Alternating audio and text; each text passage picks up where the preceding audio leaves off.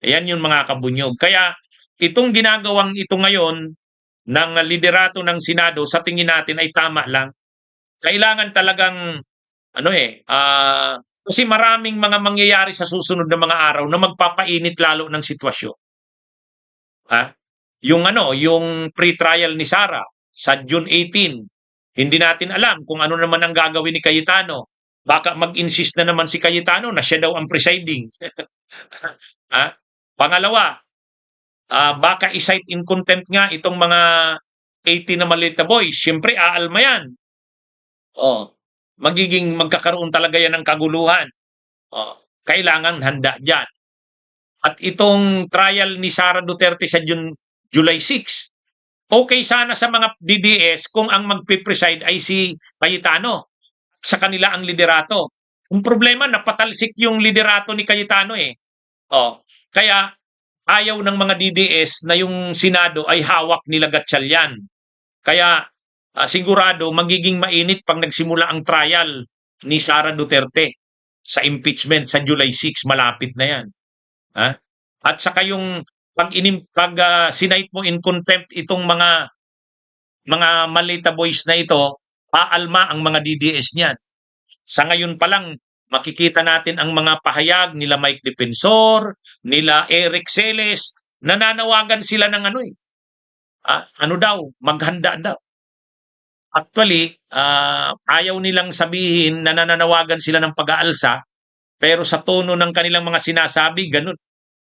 Kaya tama lang itong ginagawa ngayon ng liderato ng Senado, maghanda na dyan. Kasi, usbong pa lang, kitli na, kaysa sa lumaki pa ang problema. Ano yan? Yung mga ginagawa ngayon, heightened security alert, hindi na pwede yung labas-pasok.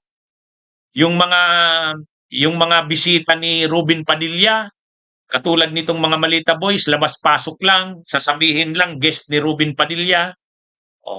Kaya yan mga kabunyog, mga kababayan, kung minsan naman guests daw ni Pia Cayetano.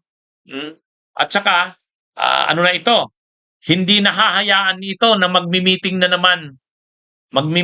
naman ang grupo nila Cayetano, tapos ang kasama ay itong mga Malita Boys na to. Kasi nga, i-istriktuhan na yan sa susunod na mga araw. Sa nangyayaring ito mga kabunyog, umaalma si Cayetano.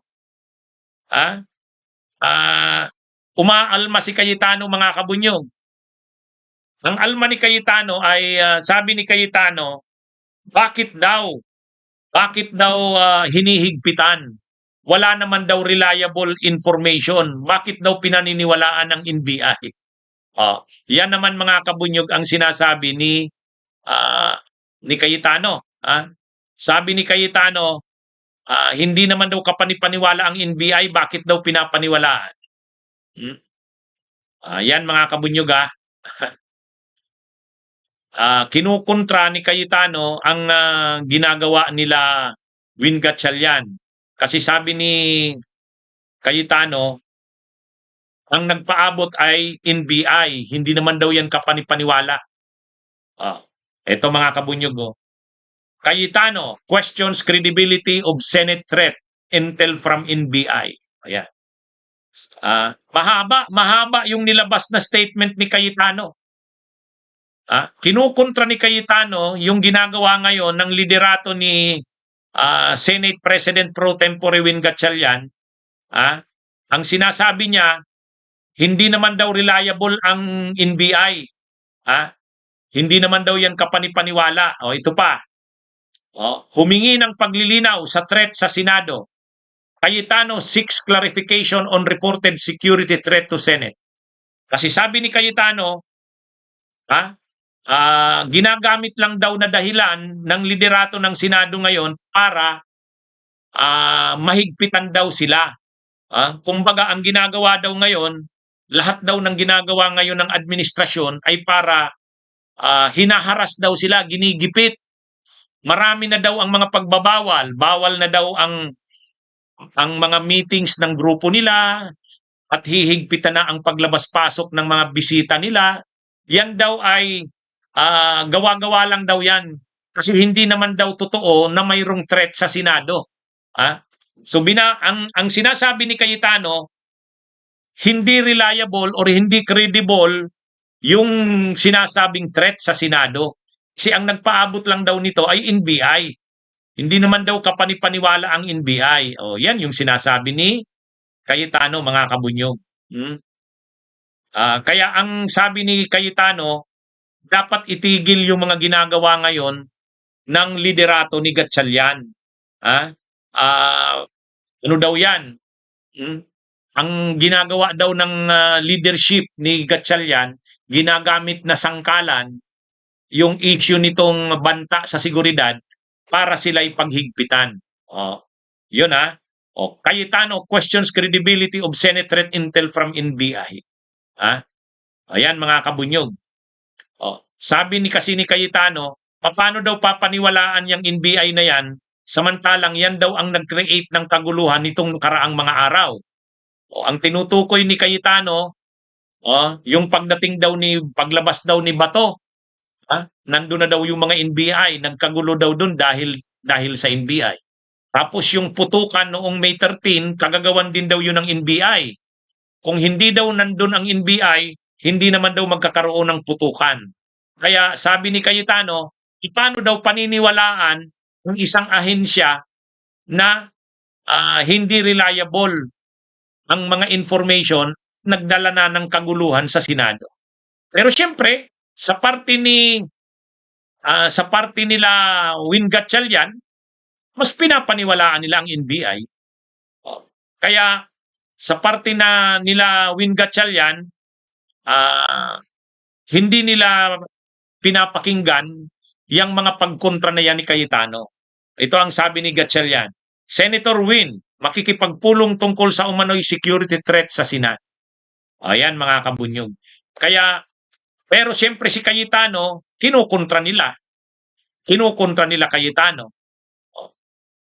Sabi naman ng liderato ng Senado, siyempre, yung mga plano nila Cayetano, yung paggamit sa maleta boys na yan para mag-create ng kaguluhan, siyempre dito sa ginagawang mga hakbang na ito ng Senado, na-check na sila.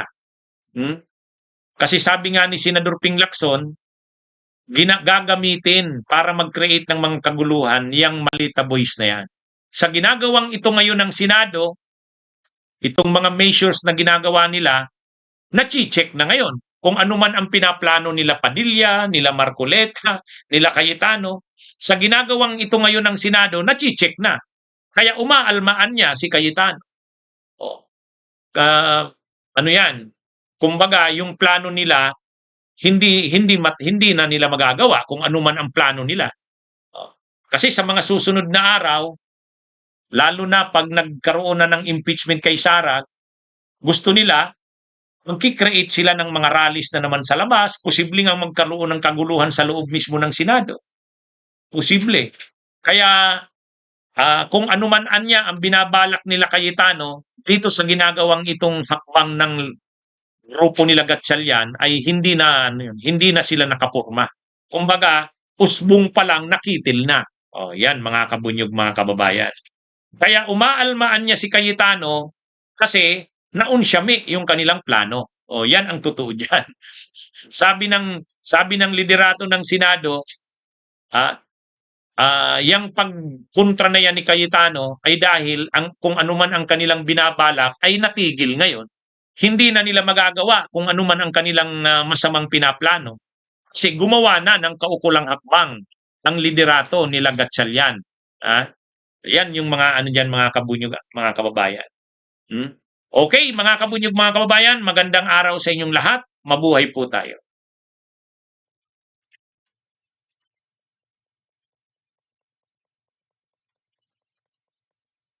Bunyog, halikan na kasama ka. Bunyog, kapag buklod ay may pag-asa. Luzon, Visayas, Mindanao, isa ang pananaw. Sa bagong Pilipinas ang bunyog isisigaw. Bunyog.